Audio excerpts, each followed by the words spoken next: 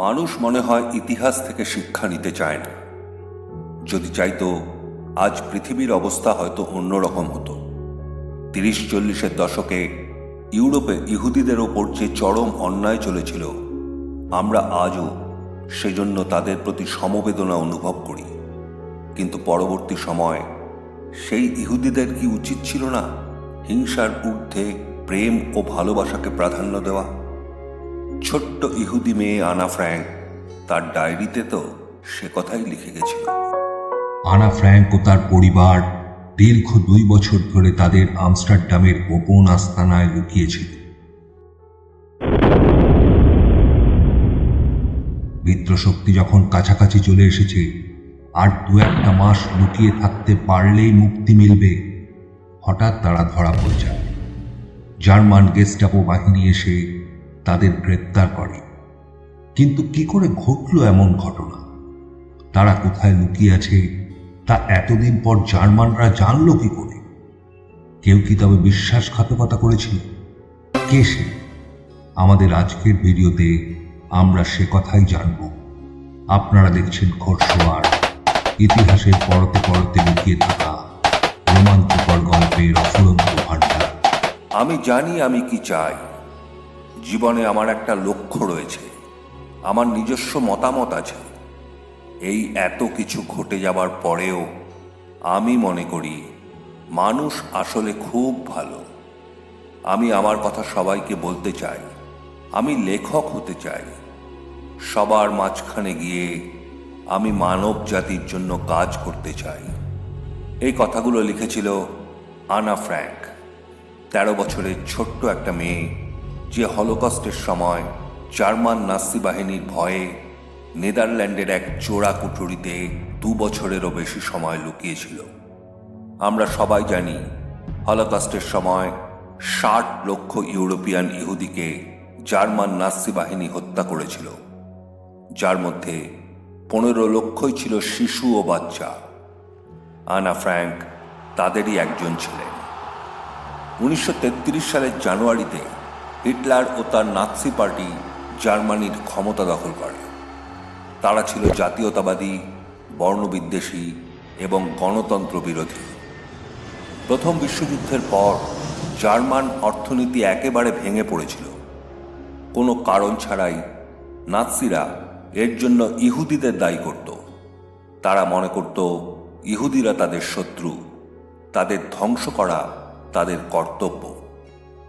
ক্ষমতা দখলের কিছুদিনের মধ্যেই নাৎসিরা জার্মানিতে বসবাস করা ইহুদিদের ওপর হিংসাত্মক কার্যক্রম শুরু করে দেয়। আর বলাই বাহুল্য, আনা ফ্র্যাঙ্করাও ছিল ইহুদি, জার্মানির ফ্রাঙ্কফুর্টের বাসিন্দা। অবস্থা ক্রমশ খারাপ হচ্ছে দেখে অ্যানের বাবা অটো ফ্র্যাঙ্ক নিজের পরিবারকে নিয়ে জার্মানি ছেড়ে নেদারল্যান্ডের আমস্টারডামে চলে আসে। সেই সময় অ্যান ও তার দিদি মার্গটের বয়স ছিল 4 ও 7 বছর। পরবর্তী 6 বছরে নাৎসি সরকার ধীরে ধীরে জার্মানিতে থাকা ইহুদিদের সব ধরনের অধিকার ও স্বাধীনতা কেড়ে নেয়। গোটা জার্মানি জুড়ে ইহুদি বিরোধী পোস্টার দেখা যায়। সমাজ থেকে ইহুদিদের বিচ্ছিন্ন করে তাদের ওপর সংঘবদ্ধ আক্রমণ চালানো হতে থাকে। এদিকে নতুন দেশ, নতুন শহরে অটো ফ্র্যাঙ্ক ধীরে ধীরে তার ব্যবসা বড় করতে শুরু করে। 1938 সালে তিনি পেক্টাকন নামের একটা কোম্পানি খোলেন এবং মশলাপাতির হোলসেল বিজনেস শুরু করেন। ইতিমধ্যে অ্যানা ও মার্গট স্থানীয় স্কুলে ভর্তি হয়েছে। জার্মানিতে ইহুদিদের বেঁচে থাকাই যখন কঠিন হয়ে পড়েছে, তখন নেদারল্যান্ডে আনারা বেশ ভালোই ছিল। কিন্তু 1939 সালে হিটলার পোল্যান্ড আক্রমণ করলে দ্বিতীয় বিশ্বযুদ্ধ শুরু হয়।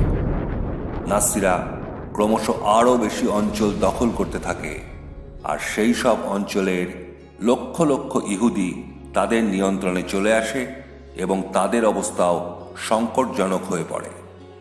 এরপর 1940 সালের 10ই মে জার্মানি নেদারল্যান্ড আক্রমণ করে এবং কিছুদিনের মধ্যেই এই দেশটাও নাৎসিদের নিয়ন্ত্রণে চলে যায়। এখানেও ইহুদিদের বিরুদ্ধে নতুন আইন প্রণয়ন করা হয়। 1933 থেকে 1939-এর মধ্যে প্রায় 15,000 ইহুদি জার্মানি ছেড়ে নেদারল্যান্ডে চলে এসেছিল। তারা আবার নাৎসিদের অধীনে চলে আসে। বলাই বাহুল্য, তাদের মধ্যে ফ্র্যাঙ্ক পরিবারও ছিল। দেশ ছেড়ে বিদেশে এসে সবে যখন তারা স্বাভাবিক জীবনে ফিরছে, সেই সময় আবার তারা সেই একই বিপদে পড়েছে। নেদারল্যান্ডের সমস্ত ইহুদি সরকারি কর্মীর চাকরি চলে যায়। বিজনেসম্যানদের চিহ্নিত করা হয়। যে কোনো পার্ক, সিনেমা বা ইহুদিদের নয় এমন সব দোকান বাজারে তাদের যাওয়া নিষিদ্ধ হয়ে যায়, যার প্রভাব আনার জীবনেও পড়ে। আগের স্কুলে সে আর যেতে পারে না, তার বদলে তাকে ইহুদি স্কুলে ভর্তি হতে হয়। এরপর ইহুদিরা ব্যবসা করার অধিকারও হারায়। অটো ফ্র্যাঙ্ককে তার কোম্পানির মালিকানা ছেড়ে দিতে হয়, তবে তিনি তার কোম্পানি তার কর্মচারীদের নামে লিখে দিতে পারেন। ফলে পেন্টাগন নাৎসিদের হাতে যায় না। 1941 সালে অবস্থা আরও খারাপ হয়। ইহুদিদের গ্রেপ্তার করে বিভিন্ন কনসেন্ট্রেশন ক্যাম্পে পাঠানো শুরু হয়। কিছুদিনের মধ্যেই তাদের মৃত্যু সংবাদ আসতে শুরু করে। অটো বুঝতে পারেন কিছু করতে না পারলে তাদের ভাগ্যেও এমনই ঘটবে। তিনি আমেরিকায় পালানোর চেষ্টা করতে থাকেন, কিন্তু প্রয়োজনীয় কাগজপত্র জোগাড় করতে তিনি ব্যর্থ হন। তখন তিনি ঠিক করেন প্রিন্সেন গ্রাস্ট অঞ্চলের একটা বাড়ি, যেটা তার ব্যবসার কাজে ব্যবহৃত হতো, সেখানে একটা গোপন কুঠুরি বানাবেন এবং সপরিবারে সেখানে লুকিয়ে থাকবেন। 1942 সালের 29 এপ্রিল জার্মান কর্তৃপক্ষ ঘোষণা করে নেদারল্যান্ডের সমস্ত ইহুদিদের হলুদ ব্যাজ পরতে হবে। 5ই মের পরে যারা তা না পড়বেন তাদের দেখামাত্র গ্রেপ্তার করা হবে। অটো বোঝেন আর দেরি করা যাবে না, এখনই তাদের গোপন স্থানে চলে যেতে হবে। যাবার আগে 1942 সালের 12ই জুন তারা সম্ভবত তাদের শেষ আনন্দঘন পারিবারিক মুহূর্ত কাটিয়েছিল। সেদিন ছিল আনার 13তম জন্মদিন, আর এদিনই আনা তার ডায়েরিটা উপহার পেয়েছিল। পরবর্তীকালে যে ডায়েরিটা তাকে বিখ্যাত করেছিল এবং যাতে ওই ভয়ঙ্কর দিনগুলোর কথা সে লিখে গেছিল। এর কিছুদিন পর জার্মান কর্তৃপক্ষের কাছ থেকে মার্গটের নামে একটা চিঠি আসে, যাতে তাকে তথাকথিত লেবার ক্যাম্পে যোগ দিতে বলা হয়।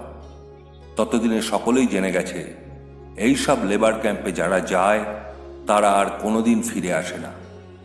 ফলে পরের দিনই ফ্রাঙ্করা তাদের গোপন আস্তানায় চলে যায়। বাড়িতে একটা চিরকুট রেখে যায়, যা দেখে মনে হবে তারা বুঝি সুইজারল্যান্ড গেছে। আনারা এই গুপ্তস্থানে আসার 7 দিন পরে ওদের পরিচিত আরও এক ইহুদি পরিবার সেখানে আসে, যাদের মধ্যে ছিল পিটার ভ্যান পেলস। এখানে থাকতে থাকতে যার সঙ্গে আনার বিশেষ বন্ধুত্ব তৈরি হয় এবং পিটারের কাছ থেকেই সে জীবনের প্রথম চুম্বন উপহার পেয়েছিল। নভেম্বর মাসে আরও একজন সেখানে আসে। তিনি ছিলেন একজন ডেন্টিস্ট এবং অটোর বন্ধু। আনা এই গুপ্ত জীবনে ডায়েরি লিখে সময় কাটাত। তার ওই লেখা থেকে আমরা জানতে পেরেছি হলোকস্টের সময় লুকিয়ে থাকা ফ্র্যাঙ্ক ফ্যামিলি ও আরও 4 জনের জীবন কেমন ছিল। এই গুপ্ত আস্তানায় তারা মোট 761 দিন ছিলেন। এই বাড়িটা ছিল 3 তলা, যার ওপরের তলায় একটা চোরা কুঠুরি ছিল, যেটার প্রবেশপথে একটা বুক শেলফ রাখা থাকত। অটোর কিছু কর্মচারী তাদের সাহায্য করেছিল। এই 2 বছর ধরে তারা তাদের খাবার দাবার, পোশাক ও অন্যান্য প্রয়োজনীয় জিনিস সরবরাহ করে গেছে। এখানে কোনো রকম শব্দ করা একেবারে বারণ ছিল, বিশেষ করে সকাল 8:30টার পর থেকে, কারণ সেই সময় নিচের গুদাম ঘরে প্রতিদিনকার কাজ শুরু হতো। যারা কাজ করতেন তারা শব্দ শুনলে সন্দেহ করতে পারতেন। সকালে ওনারা বইপত্র পড়তেন, তারপর 12:30টার সময় যখন গুদামের কর্মীরা লাঞ্চ করতে নিজেদের বাড়ি চলে যেত, আনারাও লাঞ্চ করত। বিকেল 5:30টার সময় গুদাম ঘরের কর্মীদের ছুটি হয়ে গেলে তারা গুপ্ত কক্ষ থেকে বেরিয়ে আসত, তখন গোটা বাড়ি তারা ঘুরে বেড়াতে পারত, রাতের খাবারও রান্না করত। 1942-এর সেপ্টেম্বরে জার্মানরা লুকিয়ে থাকা ইহুদিদের খুঁজে বার করার জন্য একটা স্পেশাল ইউনিট বানায়, যে বাহিনীতে নাৎসিদের সাথে বিশ্বাসঘাতক ডাচ সহযোগীরাও ছিলেন। নেদারল্যান্ডে আনাদের মতো 2,500 ইহুদি লুকিয়েছিল, যাদের মধ্যে 2/3 বেঁচে গেলেও বাকিরা ধরা পড়ে যান। আনাদের সন্ধান জার্মানরা প্রথম দিকে না পেলেও 1944 সালের 4 আগস্ট হঠাৎ গেস্টাপো বাহিনী তাদের আস্তানায় হানা দেয় এবং ফ্রাঙ্ক পরিবার সহ 8 জনকেই গ্রেপ্তার করে। তাদের সবাইকে গেস্টাপোর সদর দপ্তরে নিয়ে যাওয়া হয়। সারা রাত জেরা করার পর পরের দিন এক জেলখানায় বন্দি করা হয়। তারপর ট্রেনে চাপিয়ে প্রথমে কুখ্যাত আসউইটজ ও পরে বার্গেন বেলসেন কনসেন্ট্রেশন ক্যাম্পে নিয়ে যাওয়া হয়। সেখানে দাস শ্রমিক হিসেবে আনাদের কাজ করতে হতো। রাতে সংকীর্ণ ব্যারাকে গাদাগাদি করে থাকতে হতো। অকল্পনীয় কদর্য পরিবেশ ছিল। 1945 সালের শুরুর দিকে টাইফাস মহামারীর আকার ধারণ করে, আর সেই রোগেই আনা ফ্র্যাঙ্ক মারা যায়।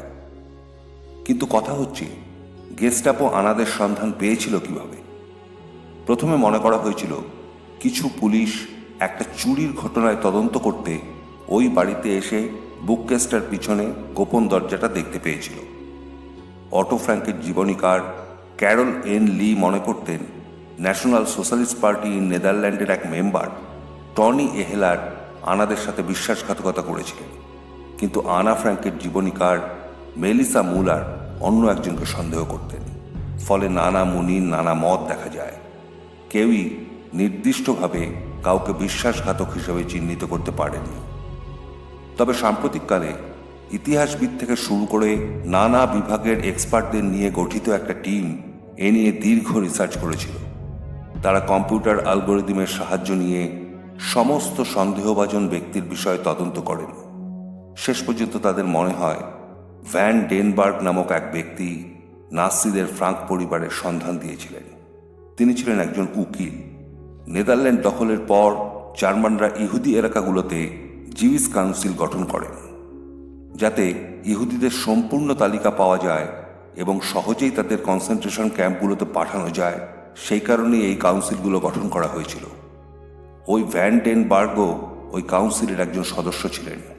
কিন্তু অন্য সব সদস্য ক্যাম্পে চলে গেলেও ওনাকে দেখা যায় শেষ পর্যন্ত স্বাধীনভাবেই আমস্টারডামে জীবনযাপন করেছিলেন, যা দেখে তদন্তকারী কমিটির মনে সন্দেহ জাগে।